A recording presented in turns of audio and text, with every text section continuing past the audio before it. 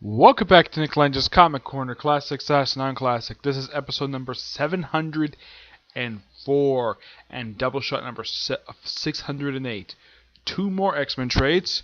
First up, it is X-Men Emperor Vulcan. Yep. Written by Christopher Yost and artwork by Paco Diaz-Lacroix. This trade collects the entire 5-issue limited series, and believe it or not, you won't believe how long ago this series came out. Roughly 10 years ago. Yep, this series is effectively 10 years old.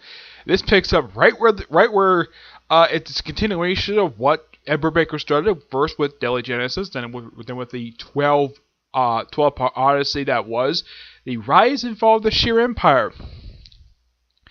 Yep, of course, Brubaker split the team in half, having about a few members of the team stay in space, and everybody else go back to frickin' Earth. Yes, the main heroes of the series, despite being called X-Men, the main heroes of the series are the Starjammers and Leandra. Yeah, the Starjammers at this point are made up of Havoc, who is the leader of the group, and makes sense, he's the leader of the group because his father was the original leader. Rachel Summers, his niece. Reinach, I think his name is, the guy who has connections to the Phoenix Force. Polaris, Havoc's on and off again lover. I don't remember this guy's name, the guy with the cyborg and stuff. And Leandra. And their purpose is to try to take down Vulcan. Basically try to initiate a civil war. And then, of course, the thing gets interrupted by an alien species. Which apparently, according to these alien species, they say that they're the original owners of the McCran Crystal. I'm like, that is interesting. I like the fact Christopher Yost actually did some development for the McCran Crystal, because for years, not much was known about this thing. Aside from the fact this was the thing that held the Phoenix Force for years prior to Jean Grey becoming the host of Phoenix Force. Yep. Now, those of you curious, though, my thoughts on Rise and Fall of the Empire, I have reviewed Rise and Fall of the Empire. It's an awesome storyline where Vulcan goes to space, kills a handful of members on the Imperial Guard, overthrows Leandra. Of course, he marries the gorgeous Deathbird, and then pretty much less than 5 minutes after he marries Deathbird, he kills his own brother-in-law, the Mad Emperor Donker, who'd been in a coma since the 1980s.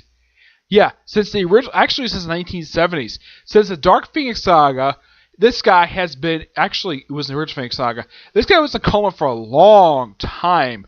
And then he woke up, surprisingly, and then, of course, apparently he had no problem with the fact his older sister, Deathbird, fell in love with him. And, of course, they got married. With this particular one, they actually continue right where this one late, because the other half basically got continuation in extremis, basically because half the team, this is like half the team left in space. And simply put, they're trying to take down Vulcan, and they actually fail. Yes, they actually fail. Big time. Also, I love the logo they do for this series. Yeah, it's very sci-fi-esque because this whole series takes place in space. This is probably by far the first title related to the X-Men that's set in space.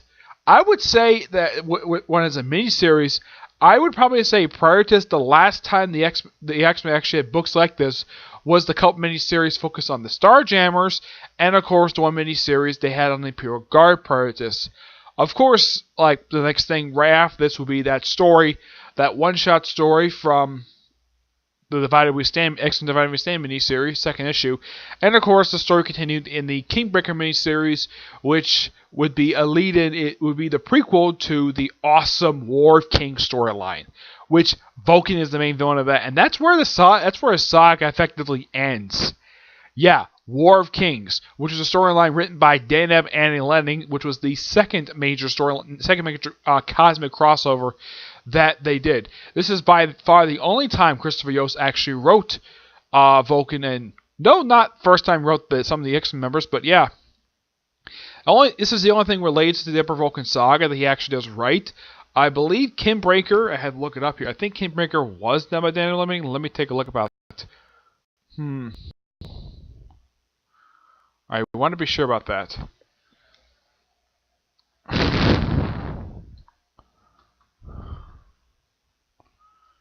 Alright, Kingbreaker was done by Okay, it was done by Chris Rios. Yes, Chris Rios did do it. I thought he didn't do it. My mistake. So yeah, by far a really damn good miniseries. Very epic, very sci-fi-esque. Heck, there's at one point in the miniseries where it's implied that at one point during the series that Havoc and Polaris had sex because Havoc is standing on a balcony on a planet called Standing Still, which is the base operations for the resistance against, of course, Vulcan. And Polaris is butt naked. Yep, butt naked. Yeah, that's the thing when it comes to Leandra and Polaris. Their relationship has been on and off since they first made a debut back in the 60s. As of currently, Havoc is not with Polaris. His most recent relationship was actually with the Wasp, something Rick Remender came up with.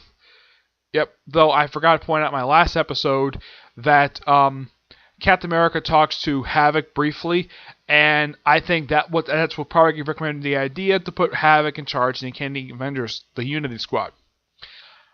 Great storyline. I love this miniseries. I give this book roughly a 9.5 out of 10. It's really good. Next up, it is XMen Civil War, X-Men Universe. Collecting the Civil War tie-ins for Civil War 1 tie-ins for X Factor Volume 3, Issues 8 and 9, and Cable and Deadpool 30-32. Of course, the X Factor issue Volume 3 is written by the ever-awesome Peter David. Yeah, it's part of his epic, it's part of a very beloved run when it comes to X Factor. For a lot of people, this is a definitive X Factor run. People don't think of the original X Factor run. I am going to talk about X Factor in a future video, like do the comic history of them, because it's been a lot of comic history. Yes. Cable and Deadpool, written by Fabian Nicieza. He actually writes the entire series. Pretty much after this particular crossover wrapped up, I should point, before I get to the actual story, Cable and Deadpool would last for 18 more issues before ending. Yes, 18 more issues before it was ended, and Cable and Deadpool got their own split series, respectively. X Factor would last for several more years. It would last for a good, I would say 7 years before it finally ended. Yeah, in the case of the X Factor tie-in, Quicksilver shows up, asks for the protection. Apparently, the X-Men don't like him very much. Oh yeah, and apparently it's pointed out by Mandrix. Apparently, the X-Men have been lying to him since M-Day. Yeah, they've been lying to him for a good long while, and X Factor says they're gonna do a press conference, say they're against the Restoration Act, and it's stupid. Yeah, I think Peter David probably heard what a lot of people's complaints were about the Restoration Act. Even he believed that probably the Restoration Act was so stupid. And I'm wondering, why the heck did Mark Millar even do that in the first place? But at least in here, Mandrix is right. Yeah, and Cyclops is written to be a dick. Yep, he is. Great set of issues. Yeah, and also they have it where apparently Quicksilver becomes sort of a resident of X Factor headquarters.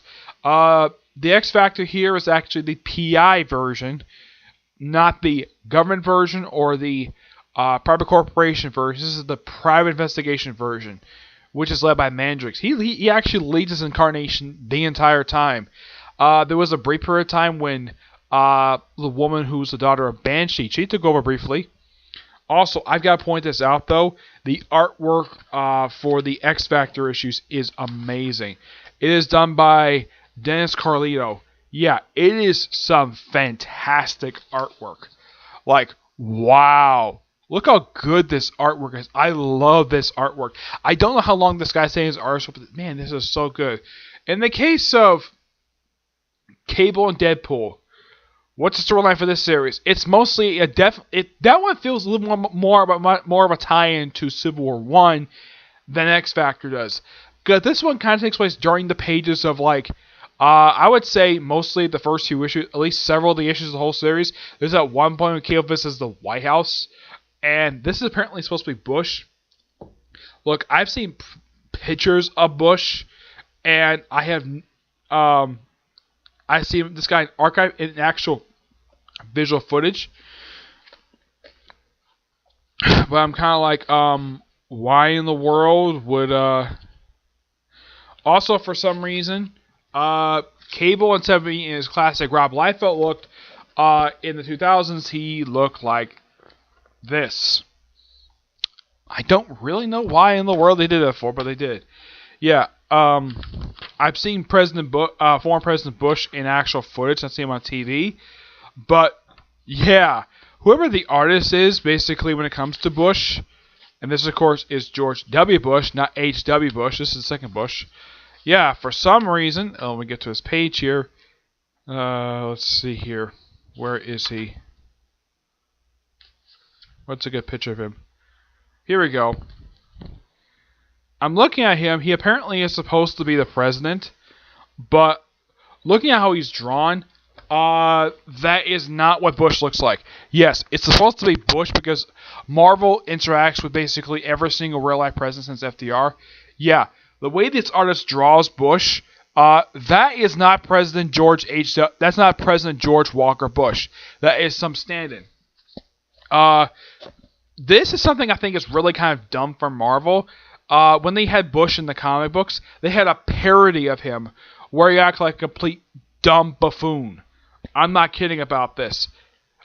Here, he's written to be a complete jerk. He's written to be completely different than he is in other books, where he's not a parody. He's written to be evil guy for like no reason. I'm not sure why Fabian the Caesar did this for, but he did. If I get, I'm going to get a chance to read a Tampa comic, I'm going to ask about this. But yeah, this is so bizarre, to say the least.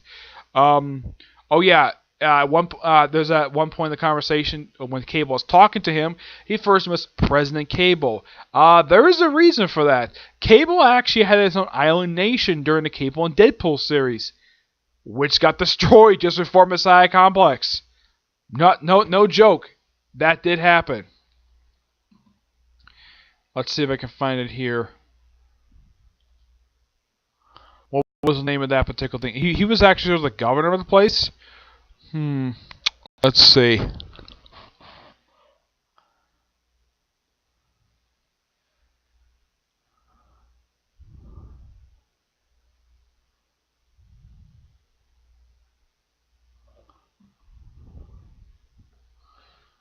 That's a little better. If I can find the actual name of the island.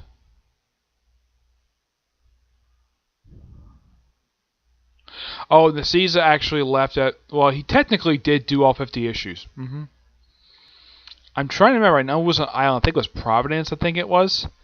Yeah, I think it was Providence. That was the name of his island country he had for a brief period of time. It's unknown exactly why in the world he had his own one, but it was a haven for people who actually fled from the Super Restoration Act.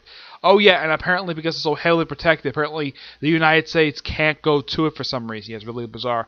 But I do like the writing in these issues, which is really good. The only thing I don't like about the writing in these issues is how President Bush is written. Yeah, his writing is kind of similar to how Maria Hill was written in the main Civil War comic book. Yep, well, mainly in issue 1. I give this one a 9.5. I think it's really good. As of right now, I reviewed a majority of the tie-ins for Civil War 1. Yep. The reason why I referred to it as Civil War 1 because, well, there was a follow-up. Yes, there was. As far as I know, I reviewed the main series. Let me see if I can look it up here. I'm trying to think. I'm gonna look it up here to see exactly how much is left for tie-ins I have to review here. Let's see.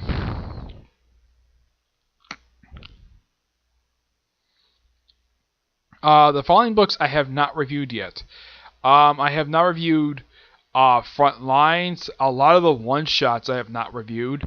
I did not review the Ghost Rider, Heroes for Hire, Moon Knight, Sensational Spider-Man, She-Hulk, Thunderbolts, Wolverine, and that's it. Yep. Alright, so that's really it for this episode. Stay tuned for the next episode, which I'm going to cover the 2 trades of Friendly Neighborhood Spider-Man.